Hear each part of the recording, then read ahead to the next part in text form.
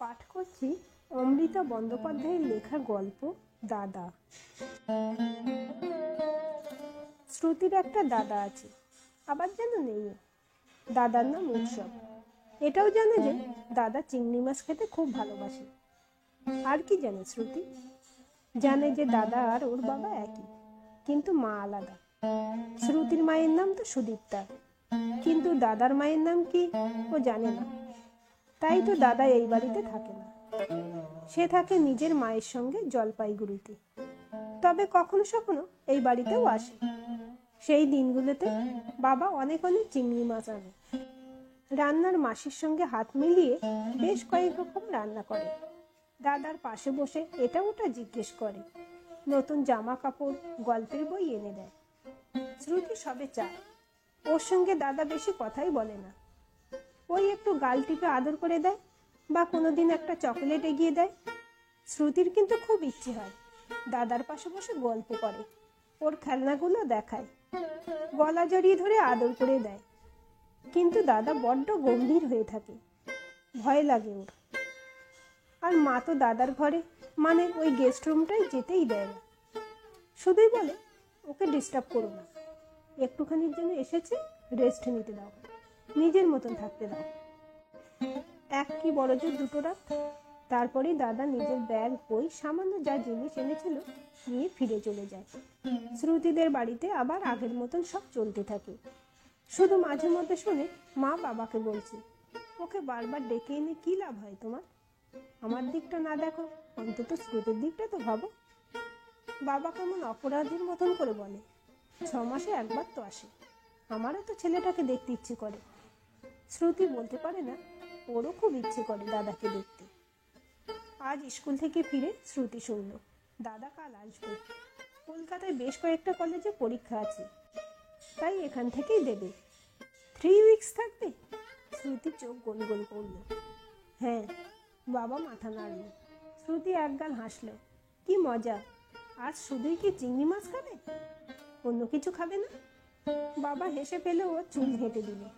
তুই জিজ্ঞেস করে নিস কি খাবে, তোরা যা বলবি তাই আনবো।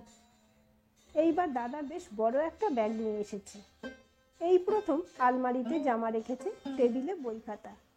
বাবা একটা টেবিল ল্যাম্পও আনিয়ে রেখেছিল। দাদা নাকি রাত জেগে পড়ে আর কফি খায়, তাই কফিরও একটা নতুন কৌটো এসেছে দাদার পছন্দের বিস্কুট, জ্যাম, আরো নানা রকম টুকিটাকি জিনিস। দাদার ব্যাগ থেকে শ্রুতির জন্য একটা নতুন ফ্রক বেরোলো। দাদা বলল, এটা তোমার জন্য, দেখো পছন্দ হয়েছে কিনা। Thank you. শ্রুতি সদ্য দাঁত হারিয়ে ফোকলা মারি দেখিয়ে হাসলো। দাদাও হাসলো। ওকে অবাক করে দিয়ে ব্যাগ থেকে বের করে আনলো একটা সফট টয়, শ্রুতির প্রিয় পেগা পিগ। শ্রুতিকে আর পায় কি, সে ভারী আনন্দিত হয়ে জামা ফেলে খেলনাটা 2 হাতে জাপটে ধরলো। Thank you, thank you. Kolkata রাস্তাঘাট দাদা সেভাবে চেনে না, কাজেই বাবা পৌঁছে দিয়ে আসে পরীক্ষার সকালগুলো। শ্রুতি দেখে দাদা এমনিতেও অনেক রাত অবধি পড়ে, তবে পরীক্ষার আগের রাতগুলো সে বই খাতা বন্ধ করে ওদের আবাসনের নিচে হেঁটে বেড়ায়। বাবা ব্যালকনি থেকে দাঁড়িয়ে দাঁড়িয়ে দেখে আর মা বলে, তোমার ধারা পেয়েছে, টেনশন হলেই হাঁটে। পরীক্ষার পরে দাদা নিজেই বাড়ি ফিরে আসে। কিছু কিছু দিন একদম সকালে থাকে পরীক্ষা। শ্রুতি স্কুল থেকে ফিরে দেখে দাদা আগেই চলে এসেছে। মা তখন বাড়ি থাকে না, অফিসে থাকে। রমলা মাসি ওকে বাস থেকে নামিয়ে আনে, চান করিয়ে খেতে দিয়ে দেয়। ও আর দাদা একসাথেই খায়। একদিন সাহস করে শ্রুতি জিজ্ঞেস করেই ফেললো, আচ্ছা তোমার মায়ের নাম কি? আমার মায়ের নাম অগ্নিপ্রিয়া ঘোষ। হঠাৎ জানতে চাইছে? এমনি। তবে তারপর থেকে টুকটাক কথা হয় ওদের। শ্রুতি জিজ্ঞেস করে, দাদা উত্তর দেয়, কি পড়ছো? তোমার বেস্ট ফ্রেন্ডের নাম কি? তোমার ফেভারিট কালার কি?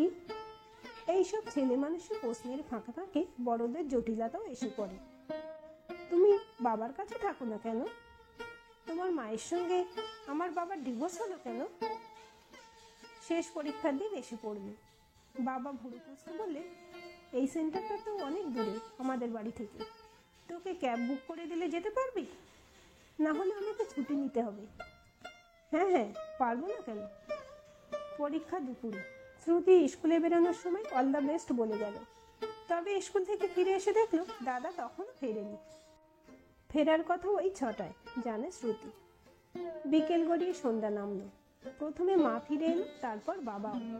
ঘড়িতে 6টা বাজলো, 6:30 বাজলো, কিন্তু দাদা এলো না। বাবা বারবার অস্থির হয়ে বলছে, ও ফোনটা ধরছে না কেন? ঘড়ির কাঁটা দৌড়াচ্ছে। 8:30টায় বাবা উঠে পড়েছে সোফা ছেড়ে। আর বসে থাকা যায় না, কিছু একটা তো করতেই হবে। মা বলছে, একবার মৃণালদাকে ফোন করো না, ওর তো পুলিশে জানাশোনা আছে, আর হসপিটালগুলোতেও খোঁজ নিতে হবে। কাকে যেন খুব রেগে বাবা বলছে, ছেলেটা আমারও, বাজে কথা বলো না তো। শ্রুতির ভয় করছে, কোথায় গেল দাদা? এদিক ওদিক ফোন করে করে বাবা মা পাগল প্রায়। পুলিশের কাছে গিয়েও নাকি সুরাহা হবে না, 24 ঘন্টা না হলে মিসিং ডায়েরি নেবে না। এইসব কথাই হচ্ছে অনেকক্ষণ ধরে। এমন সময় বেল বাজলো। দরজা খুলতেই দেখা গেল দাদা দাঁড়িয়ে আছে। বাবা ভীষণ রেগে কলার চেপে ধরে ঠাস করে এক চড় মেরে বসলো। কোথায় ছিলিস এতক্ষণ? এদিকে আমরা টেনশনে পাগল হয়ে যাচ্ছে, কটা বাজে খেয়াল আছে? শ্রুতি পেগাপিককে জড়িয়ে ধরে সোফায় চুপটি করে বসেছিল। বাবার রাগ, দাদা ছলছলে চোখ দেখে ভয় পেয়ে কেঁদে ফেলল।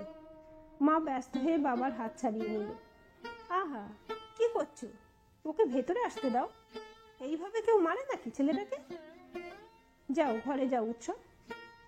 শ্রুতি যা শুনলো তাতে বোঝা গেল পরীক্ষার হল থেকে বেরিয়ে দাদা ভুল করে উল্টো দিকের বাসে চেপে পড়েছিল।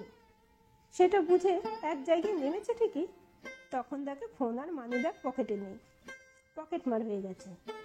সেই অচেনা জায়গা থেকে চিনে চিনে বাড়ি আসা কি সোজা নাকি?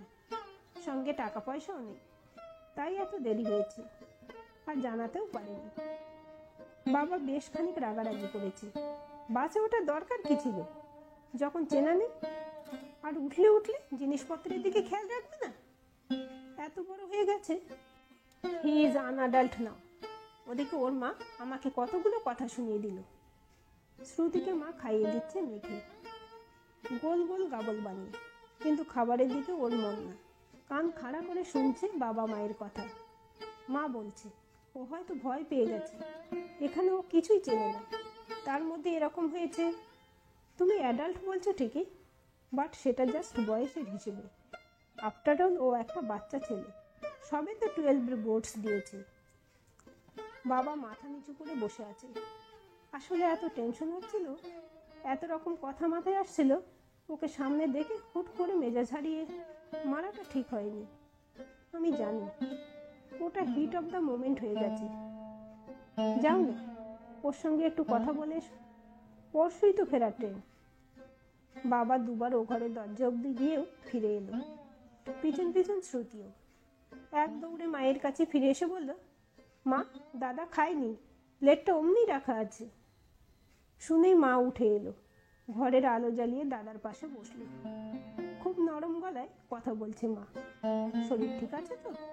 খেয়ে নাও, খাবারের উপর রাগ করতে নেই। আমার খিদে নেই। শ্রুতি দেখলো মা হাত বাড়িয়ে গুটিয়ে নিল, তারপর পায়ে পায়ে ঘর ছেড়ে বেরিয়ে গেল। শ্রুতি গুটি গুটি এগিয়ে এসে একটা ছোট হাত রাখলো দাদার পিঠে। ফুলে ফুলে উঠছে কি পিঠটা? দাদা কি কাঁদছে? তোমায় লেগেছে না? আমি ক্রিম লাগিয়ে দেব। পা ছড়িয়ে বসেছে ও বিছানায়। বাবা দরজার কাছ থেকে দেখছে, ভিতরে আসছে না। পরের দিন বেশ সকালেই দুজন নতুন মানুষ ওদের বাড়িতে এসে পৌঁছালো। একজন আন্টি, অন্যজন একটা আঙ্কেল। বাপরে, কি লম্বা সে! এসেই গম্ভীর গলায় জিজ্ঞেস করলো, উৎসব কোথায়? শ্রুতি জুলু জুলু চোখ মেলে দেখল। ওরা দাদার ঘরে গিয়ে তাকে ঘুম থেকে তুলে জড়িয়ে ধরলো, কত আদর করলো, যেমন বাবা মা শ্রুতিকে করে। এ বাবা, দাদাকে আর বড় গম্ভীর লাগছে না তো? সে গুটি সুটি মেরে আন্টিটার কোলের মধ্যে ঢুকে শুয়ে আছে একদম। আঙ্কেলটাও গায়ে মাথায় হাত বুলিয়ে জিজ্ঞেস করছে, হ্যাঁ রে, খুব ভয় পেয়েছিলিস বল? আন্টিটা মিষ্টি করে বলছে, যা বাবাই, ব্রাশ করে আয়, ওঠ ওঠ শোনা। আঙ্কেলটাকে টিফিন বক্স বের করে ঢাকনা খুলে দেখাচ্ছে, এই দেখ কি এনেছি তোর জন্য। খিদে পেয়েছে তো? আমি মুখ দেখেই বুঝতে পারছি। আয় খাইয়ে দিই, ওসব ব্রাশ ফ্রাশ পরে করবি। দাদা হাঁ করেছে, আঙ্কেলটা খাইয়ে দিচ্ছে। এমন সময় শ্রুতিকে দেখতে পেয়ে দাদা হেসে ফেলেছে। ওকে ইশারায় ডাকছে। আন্টিটা দাদার মা, আর আঙ্কেলটা ওটা নাকি দাদার বাবা। তবে শ্রুতির বাবা দাদার বাবা না। দাদারা আজকেই চলে যাবে। শ্রুতি দাদার পাশে বসে টিভি দেখছে, কার্টুন চলছে। বড়রা সব পাশের ঘরে আলোচনা করছে। টুকরো কথা কানে আসছে।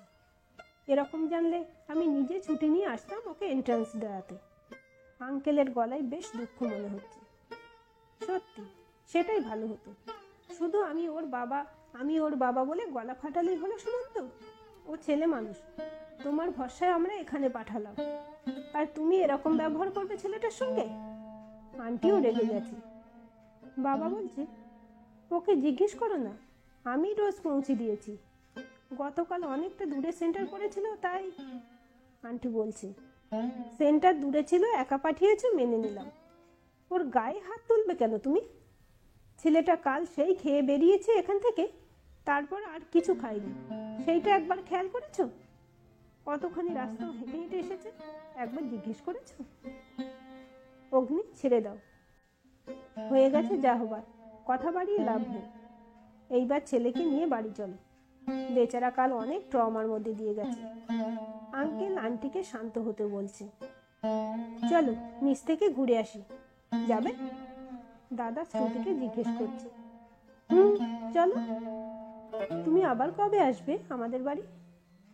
জানি না, কলকাতায় চান্স পেলে আসবো মাঝে মাঝে। গুটি গুটি পায়ে হাঁটছে শ্রুতি দাদার হাত ধরে। এটা ওটা দেখাচ্ছে। এক জায়গায় থমকে দাঁড়িয়ে জিজ্ঞেস করলো, আচ্ছা তুমি আমাকে একটু কোলে নেবে? Just 2 minutes.